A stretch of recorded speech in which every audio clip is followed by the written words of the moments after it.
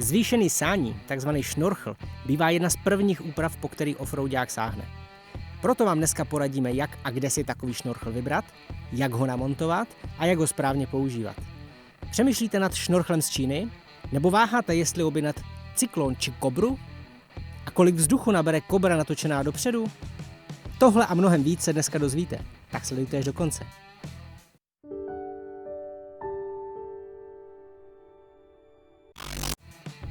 Dnešní díl jsme pro vás připravili díky Tomášovi a jeho e-shopu 4x4 tomod.cz.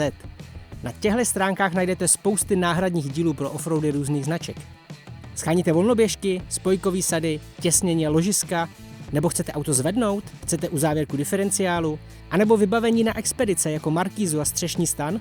To všechno tady najdete a za opravdu dobrý ceny.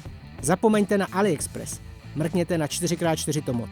Většina věcí je skladem a za pár dní je máte doma. Šnorchl jsme vybrali taky tady. Pro naše Suzuki má Tomáš dokonce hned 2 různý modely, krátkej anebo dlouhej. Pasujou oba.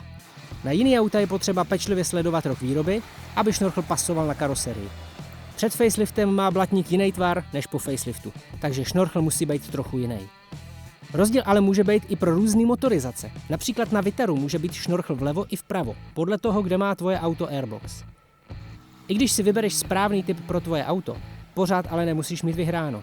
Některý výrobci si moc nelámou hlavu s přesností výroby a šnorchly na karoserii vůbec nesedí. Tady vidíme hlavní výhodu nákupu na 4x4 Tomod. Všechny díly jsou totiž vyzkoušený a prostě sedějí jako zadek na hrnec. Stejně tak může být šnorchl dobrá past, pokud je moc tenkej.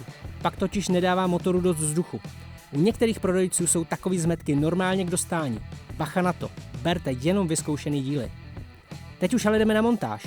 V balení sice není návod, ale popravdě ani není potřeba. Šnorchl se skládá vlastně jenom ze 3 dílů.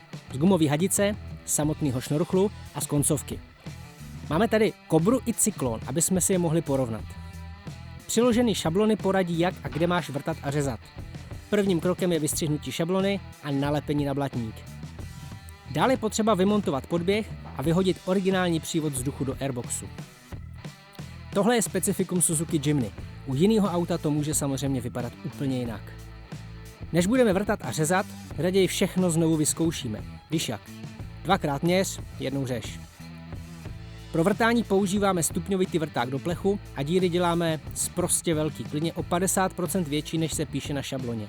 Získáme tak víc manipulovacího prostoru pro dopasování. Přiložené podložky jsou dost velký, v tom není problém. Druhá menší šablona označuje, jak je potřeba zvětšit otvor v podběhu. Gumová hadice šnorchlu má totiž o dost větší průměr než ta originální. Původně přivádí vzduch do airboxu tenhle sifon. Ten se vsouvá dovnitř příruby airboxu. Nová hadice se ale nasazuje přes přírubu zvenku. Její průměr je o hodně větší. Při montáži je to možná trochu práce navíc, ale má to svůj důvod.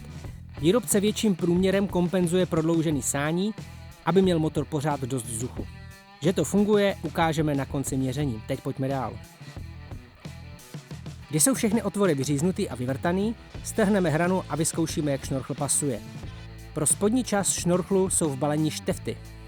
Horní část má nerezový držák, který je potřeba přinýtovat ke sloupku.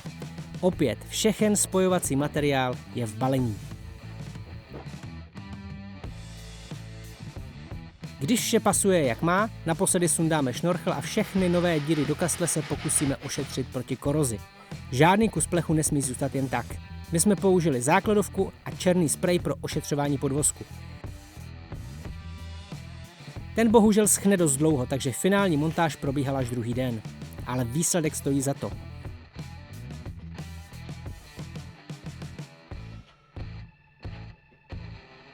Šnorchl je z velmi pevného plastu a budí dojem o hodně dražšího dílu. Jeho tvar naprosto přesně kopíruje blatník i sloupek. Pokud si říkáte, že na přesnosti tvaru až tak nezáleží, tak jste úplně vedle.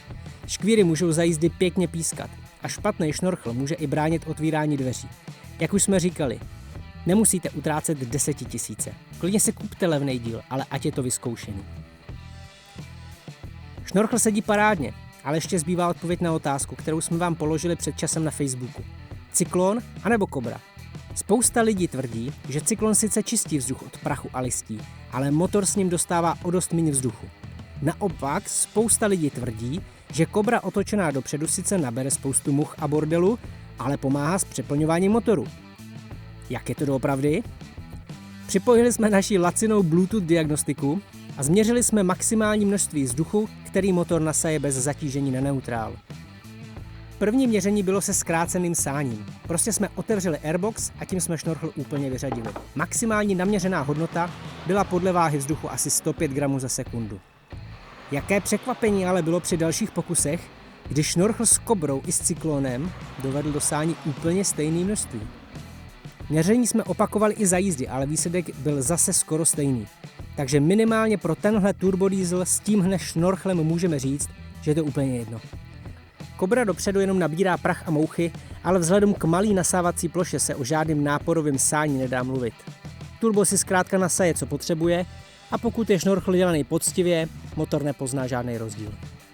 Jediný rozdíl pozná spolujezdec, který mu teď sání hučí, brblá a syčí u ucha.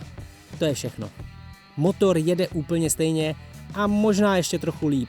Originální sání totiž bere teplej vzduch pod kapotou, zatímco teď je teplota nasávaného vzduchu klidně o 20 stupňů nižší.